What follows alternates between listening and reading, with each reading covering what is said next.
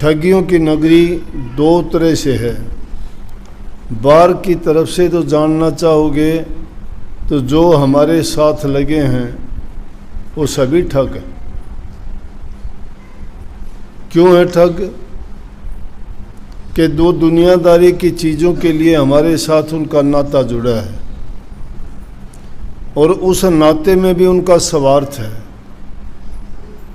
अगर स्वार्थ नहीं हो तो कोई आदमी किसी से कोई बात नहीं करेगा, चाहे इसका रिश्ता भाई का हो, पिता का हो, या चाचा ताऊ का हो, पति का हो, पत्नी का हो, बहन का हो, किसी भी नाते में हो। कोई भी जब भीड़ पड़ती है, तकलीफ़ होती है तो कोई संभाल नहीं करता। थोड़े से दिन ज़्यादा अगर संयोग से किसी को रोग बीमारी लग जाए तो यूं कहना शुरू कर देते हैं कि सेवा तो उसकी होती नहीं, अच्छा किसी को लगता नहीं। सब कहते हैं अब तो परमात्मा इसको क्या उस तरफ कर दे या इस तरफ कर दे, कि मतलब दुनिया में रहे तो ठीक रहे, नहीं तो इसको अपने उठा ले तो अच्छी बात है। अपना आदमी ऐसी बात कोई कहता नहीं है। तो इसका मतलब ये हमारे दुख के साथी नहीं, सुख के साथी हैं। सुख किसका खुद का चाहते हैं, दूसरों को सुख देना इनके बस की बात नहीं है। तो जो दूसरे को दुख दे के अपने सुख की तलाश करता है वो इस दुनिया को अच्छा मानता है। और जिन्होंने इस दुनिया को समझ लिया है वो अगर हो सकेगा वो कहते हैं कि कर्म की प्रधानता है दुनिया में, कर्म का परिणाम सबको मिलता है। जो जैसा कर्म करेगा वैसा उसको परिणाम भोगना पड़ेगा। और एक बार जिसने कर्म कर दिया ये ना सोचना वो कर्म मिट जाएगा, मिटता नहीं है।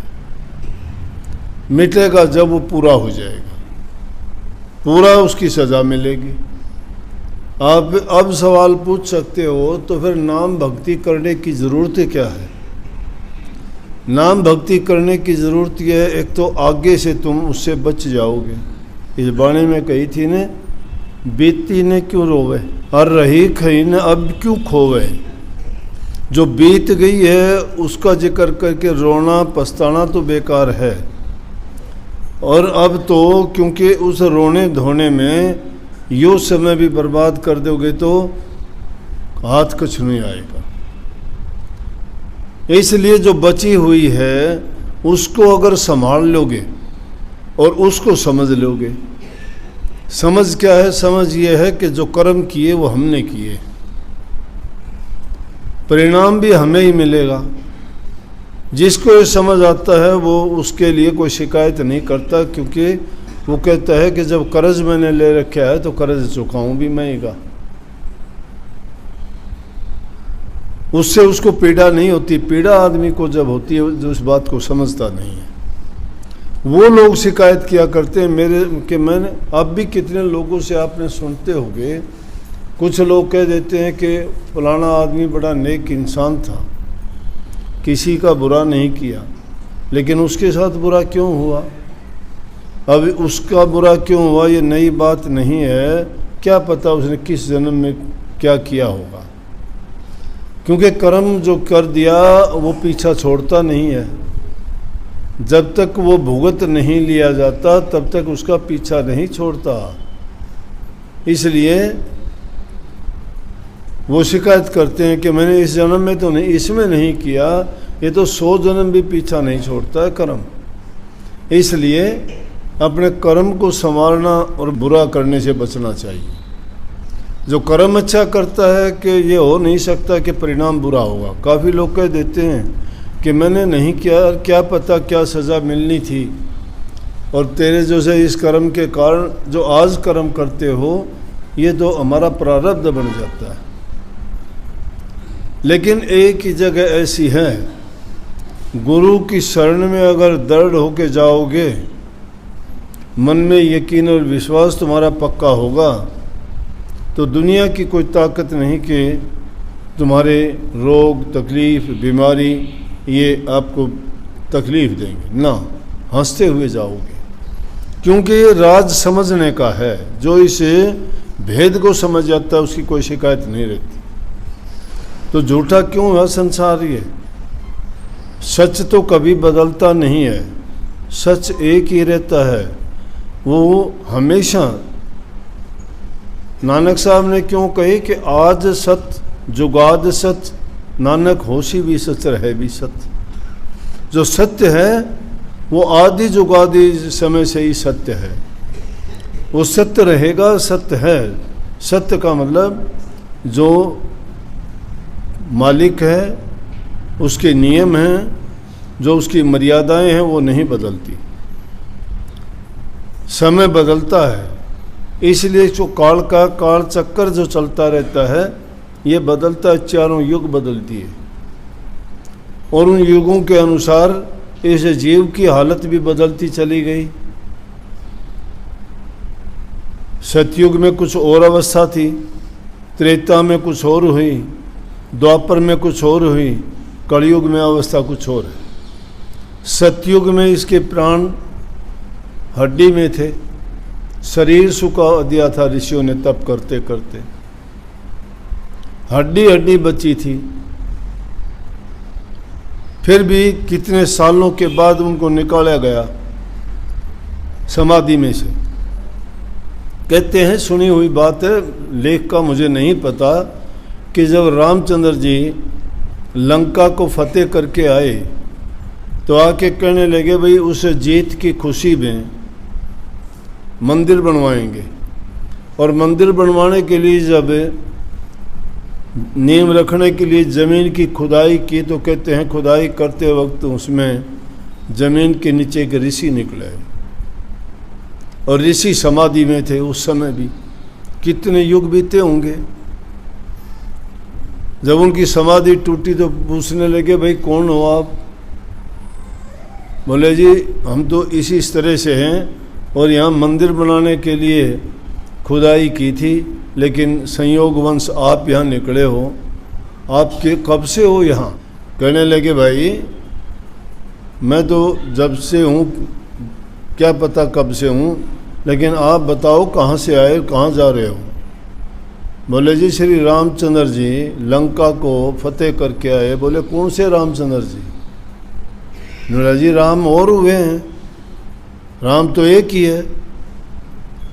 बोला मेरे कमंडल में हाथ मार के देखो कि जब जब राम लंका को फतेह करके आए हैं तो इसमें एक मणका डालते गए हैं। तो कहते हैं जब उसमें हाथ मार के देखा तो उसमें तो भरा हुआ था वो। बोला इतने राम तो आ चुके हैं, ये कौन सा राम है? कहने लगे ये दशरथ पुत्र राम है। बोले तब से मैं समाधि में लीन थे। तो कहने का मतलब इतने युगों तक रहने के बाद भी 80 हजार वर्ष तक ऋषि लोग समाधि में रहे। चिड़ियों ने घोंसले बना लिए, हड्डी में प्राण थे। जब समाधि टूटी तो जिंदा हो गए फिर दोबारा से। तो उस टाइम में भक्ति का रास्ता असल तो ज़रूरत ही नहीं थी। जब सत्य धर्म का पालन करने वाले थे, चाहे ऋषि थे, चाहे ऋषियाणी थी, चाहे उनकी संतान थी, क्योंकि धर्म का पालन था, कोई मिथ्या वचन नहीं थे, कोई पाप कर्म नहीं थे, शुद्ध मन थे लोगों के, पवित्र काम करते थे, धर्म के रास्ते पे चलते थे। सतयुग बीतने लग रहा था और त्रेता युग लगने लग रहा था, तो वो तीनों अवतार जानवर के रूप में आए, मछली के रूप में, कछुए के रूप में और बड़ा सुअर के रूप में। जब भी इस पृथ्वी पर जो पाप कर्म थे उनसे बचाने के लिए वो पैदा हुए। जब त्रेता युग लगने लगा तो वो जानवर के रूप में नहीं बल्कि इंसान और जानवर दोनों के रूप में आए, नरसिंह भगवान का रूप धार के हिरण्याकुश का वध करने के लिए। लेकिन वो एक अलग बात है, मैंने उस सत्संग में बोला भी था जब रूपावास का था कि ब्रह्म के जितने भी अवतार आए उन्होंने धर्म की स्थापना की, पाप का अंत किया और महापुरुषों की सुरक्षा की, राक्षसों का संहार किया। जितने ब्रह्म के अवतार आए राक्षसों का संहार करने के लिए आए। हिरण्याकुश का संहार किया किस रूप में आके कि शरीर आधा इंसान का था, आधा जानवर का था, सिंह का उसका नख और वो थे, बाकी शरीर इंसान का था। नरसिंह भगवान। त्रेता युग जब आया, इंसान के प्राण मांस में रहे और यज्ञ हवन उनका धर्म और पूजा का कार्य रहा। सतयुग में लाख वर्ष की उम्र थी, तो यहाँ उम्र उनकी 10,000 वर्ष उम्र हुई। जब द्वापर युग लग गया, 1000 वर्ष की उम्र रहेगी और इंसान के प्राण रहे खून में। जब कलयुग लगा तो कलयुग में इंसान के प्राण तो रह गए अन्न में। अन्न अगर खाते हो तो इंसान जिंदा, अन्न नहीं मिले तो नहीं जिंदा रह सकता। अन्नमय कोष कलयुग में लगा और प्राण किस चीज में? अन्न में रह गए। इसलिए अन्नमय कोष प्रथम ऐसा कोष है, वो अन्न जैसा खाते हैं वैसा मन होता है, जैसा मन होता है उसमें वैसे विचार होते हैं, जैसे विचार होते हैं उसमें वैसा ही ज्ञान और विवेक होता है और उसी के अनुसार उसको सुख दुख और आनंद मिलता है। इसलिए ऋषियों ने कहा 3 गुणों में से 3 प्रकार का ही भोजन होता है, रजोगुणी, तमोगुणी और सतोगुणी। सतोगुणी भोजन ऋषि संत भगत लोग खाते हैं। आजकल के युग में तो वो बात आई गई होगी, कोई जानता पहचानता नहीं, माड़ खाते हैं सब। नहीं तो सात्विक भोजन में हरी सब्जियां, चावल और हल्का, बस कोई दूध, दही, घी, मक्खन, मलाई खाने की आवश्यकता नहीं थी, ना वो खाते थे। क्योंकि ये ऐसा अन्न खाने से इंसान की बुद्धि सात्विक रहती है। सात्विक का मतलब बहुत ही बुरी चीज़ों से निर्लेप, शांति वाली, दया, प्रेम, हर और सहानुभूति और धैर्य, ये गुण उसमें होते हैं। और रजोगुणी जो भोजन था वो हम आम संसारी लोग अपने घरों में बनता है, वो जो खाते हैं उसमें कोई अलग नहीं। तमोगुणी भोजन मिर्च मसाले खाना, ऊट पटांग चीज़ जो मन में आए उनके खाने से आदमी के अंदर तमोगुण, क्रोध और दूसरी बुरी भावनाएं ज़्यादा बढ़ती हैं। तो इसलिए प्रथम चीज़ जो हमारा अन्नमय कोष है वो जब इंसान का शुद्ध होता है, अच्छा होता है, तो कोई भी काम करेगा, हर काम में उसको सफलता मिलेगी। क्योंकि किसी भी काम को करने के लिए इंसान के अंदर धैर्य चाहिए, संयम चाहिए, त्याग चाहिए, उसके लिए लगन चाहिए। ये चीज़ें जिस इंसान के अंदर हैं, अब कोई भी देख लो, ये वैज्ञानिक हैं, साइंसदान हैं, घंटों तक एक एक छोटी सी चीज़ को लिए बैठे रहेंगे, उसके जब तक छोटी से छोटी बात की गहराई तक नहीं उतर जाते। अब हम 2 मिनट भी नहीं बैठ सकते, हम तो, हमारा मन टिकने ही नहीं देता, इधर से उधर भगा देता है। भक्ति भी ऐसा ही है, भक्ति भी उसी का रूप है। भक्ति में भी उनकी तरह से जब तक हम एकाग्रचित होकर नहीं बैठते हैं, जब तक गुरु ने जो ज्ञान दिया है, जो रास्ता बताया है, जो भेद समझाया है, उस पर उसको आजमाना नहीं चाहते हैं। हम तो जबानी जमा खर्च का सुन लिया, गुरु ने नाम दे दिया, शिष्य ने नाम ले लिया, वो भी राजी, वो भी राजी, ना विचार बदले, ना जीवन बदला, ना खान पान बदला, ना संगति बदली, कोई बदलाव आया ही नहीं। वही दुनियादारी की उल्टी सीधी बातें, वही स्वार्थ और लालच की बातें, वही आदमी को अपने सुख दुख, वही आदमी सिर्फ अपने हित की बात सोचना, दूसरा चाहे कुछ भी जाओ, कहीं भी मरो। ना उसके दिल में परहित है, ना परोपकार है, ना दया है, ना धर्म है। और दया धर्म का ही मूल होता है। जिसके दिल में दया नहीं है वो सिद्ध कसाई है। भक्ति को प्रेमा भक्ति कहते हैं, उससे शांति मिलती है। जहाँ शांति होती है वहाँ सब चीज़ सुलभ होती है। जो आदमी शांति रखता है, संतों ने कितने बहुत सरल स्वभाव से बात कह दी। सरल का मतलब सबके लिए आसान हो, कि धीरे धीरे रे मना धीरे सब कुछ होए। धीरे धीरे होता है, सरलता के साथ धैर्य रखो, संयम रखना पड़ेगा, त्याग भी करना पड़ेगा। सुख का त्याग किए बिना कुछ नहीं मिलता। आलस्य कुत विद्या अवेद कुत धनम धनस्य कुत सुखम। आलसी को विद्या कहाँ, विद्या बिन धन कहाँ, धन बिना सुख कहाँ।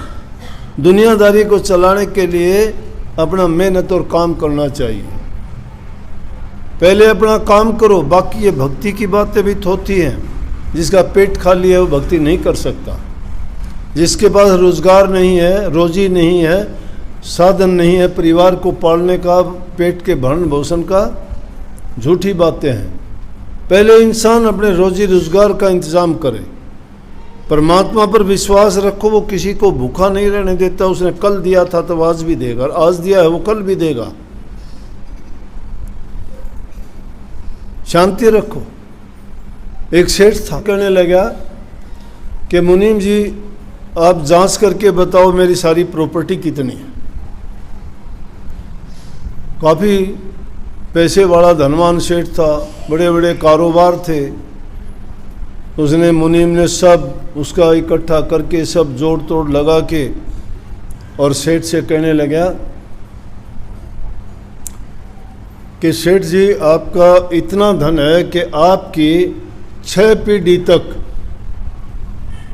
कोई कितना भी खर्च ले, चाहे वो कोई काम ना करो तो भी वो ठाठ से जिंदगी जिए।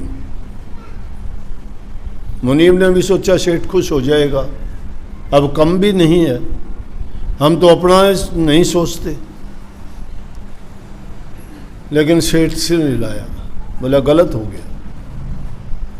ये तृष्णा इंसान की नहीं बढ़ती है, इंसान परमात्मा का रूप बन जाता है। सब जिम्मेवार मैं ही हूँ, मेरे से चलता है। अरे तुम्हारे क्या बस की बात है।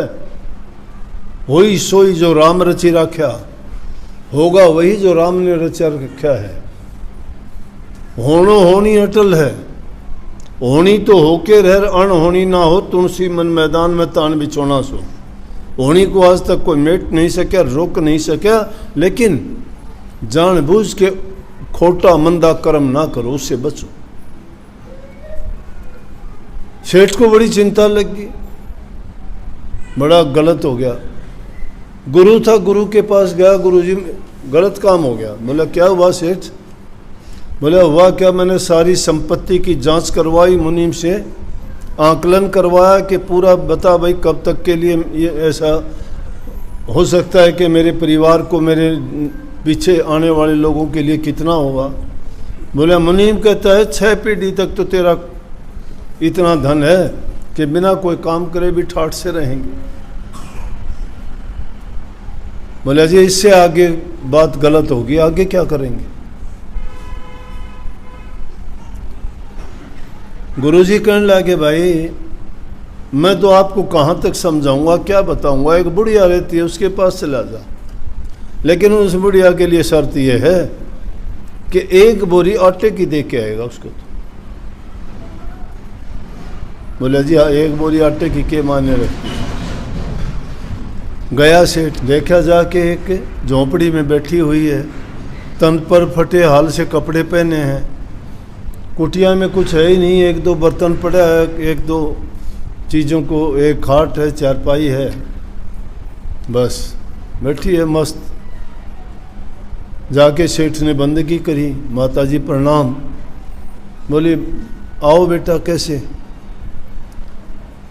बोला कि बस आपसे कुछ पूछने के लिए आया था। क्या पूछना था भाई? कि इस तरह से मेरी चिंता है, लेकिन पहले आप मेरा ये स्वीकार करो। बोला क्या है ये? कि एक बोरी आटे की है आपके पास तो कुछ खाने के लिए भी नहीं है, ये रखो, आपको कुछ नहीं करना पड़ेगा, आपका काम कैसे चलता है? बोले अब हंसी। बोले मेरा काम कैसे चलता है?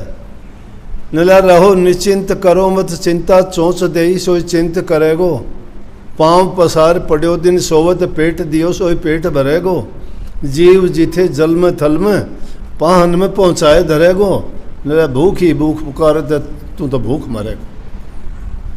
जिसने पैदा किया है उसने जो इंतजाम भी किया है। गलत बात है। मैं ये चिंता नहीं करती, जिसने कल दिया था वो कल दिया था वो आगे भी दे देगा। बोला तो थोड़ा बहुत तो रख ले आटा, किस लिए रख लूँ? मेरे पास पाव भर आटा रखा है, मुझे इतना मैं खाऊंगी नहीं। बोला फिर काम आ जाएगा। बोला फिर काम आ जाएगा, मैं तेरी तरह गैर इतबारी नहीं हूँ। वो अपने आप देगा, नहीं देगा तो अब बुला लेगा।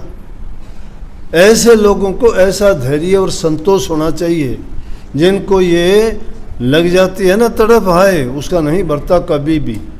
वो पाप भी कर लेगा, चोरी भी कर लेगा, झूठ भी बोल देगा, हर प्रकार के पाप कर करके अपने ऊपर इतना बोझ लाद लेगा, फिर उसको तकलीफ होंगी, हाय तौबा करेगा, फिर कहेगा मेरे साथ ऐसा क्यों हुआ, मेरे साथ ऐसा क्यों हुआ।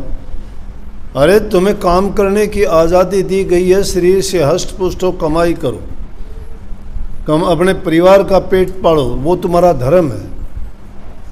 सबसे पहला धर्म है कि अपने परिवार का तुम्हारी जिम्मेवारी है, उनका लालन पालन करना, कमाई करना, उसके बाद उनको हर प्रकार का सुख पहुंचाना, लेकिन उनको अच्छी शिक्षा भी देना तुम्हारा फर्ज है। उनको बुराइयों से बचाना भी तुम्हारा फर्ज है। उनको अच्छे संस्कार दे के अच्छे इंसान, नेक इंसान बनाना तुम्हारा फर्ज है। जो लूट कसूट, ठगी का, चोरी का, भ्रष्टाचार का अन्न जल खा के पैदा होते हैं ना, वो ठग डाकू चोर लुटेरे और चोर बनते हैं। वो कैसे शुद्ध विचारों वाले हो जाएंगे? जिनकी संगति अच्छी नहीं है, जो दुष्टों का संग करते हैं, बुरे लोगों में बैठते हैं, वो कभी अच्छे नहीं हो सकते। शुद्ध अन्न का खाना, सुसंगति, पवित्र इंसानों के साथ बैठना, शुद्ध भोजन हो, शुद्ध विचार रखना, ये तीन चीज़ ऐसी हैं जो इंसान को सही रास्ते पे ले जाती है। और वो आदमी अगर भक्ति करता है, वो जब भी 2 मिनट के लिए भी प्रभु को याद करेगा, उसका मन शांत हो जाएगा।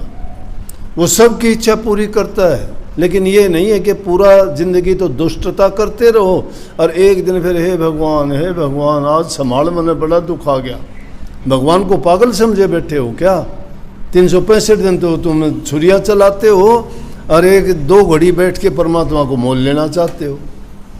ये तो ऐसा क्रिया है जिसने तुम्हें शरीर दिया, सुंदर शरीर दिया।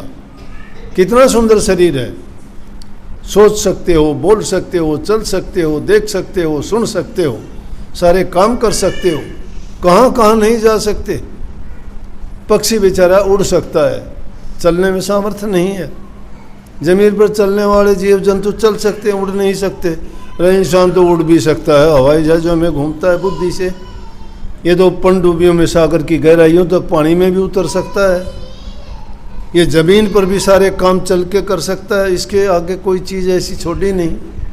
ये सारे काम कर सकता है। फिर उस परमात्मा का ये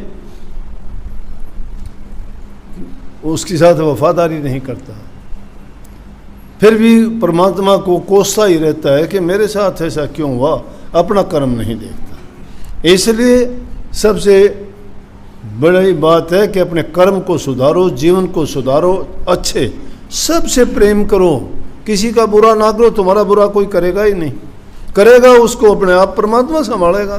तुम क्यों बुरे बनते हो? कुआं में भी जाके बोलोगे ना, कुआ तेरी माँ मर जा, वो भी नहीं कहेगा तेरी माँ मर जा। करोगे तो वैसा भरोगे भाई, उल्टा आओगे जैसा करोगे। किसी की इज्जत करोगे, थारी इज्जत होगी। किसी को तुम प्यार करोगे, तुम्हें भी प्यार मिल जाएगा। किसी की सेवा करोगे, थारी सेवा भी हो जाएगी। ना करोगे, कुदरत का नियम है, परमात्मा ने ये नियम लिख रखे हैं। इंसान उस भाषा को ना पढ़ना जानता, ना सुनना जानता, ना देखना जानता। वह भाषा लिखने की नहीं, पढ़ने की नहीं, बोलने की नहीं, प्रभु की गुप्त वाणी है। उसके सज़ा भी गुप्त है, वह गुप्त लाठी लागा है जब बेरा नहीं पड़ता, फिर इंसान शिकायत करे। इसलिए उसको हमेशा याद रखो, सुबह उठते ही सबसे पहले कुछ नहीं कर सकते तो मालिक के सामने हाथ जोड़ के अरदास किया करो कि हम काल देश में हैं, हमारी इतनी बुद्धि नहीं है, हमारे से गलतियां होती रहती हैं, हम कदम कदम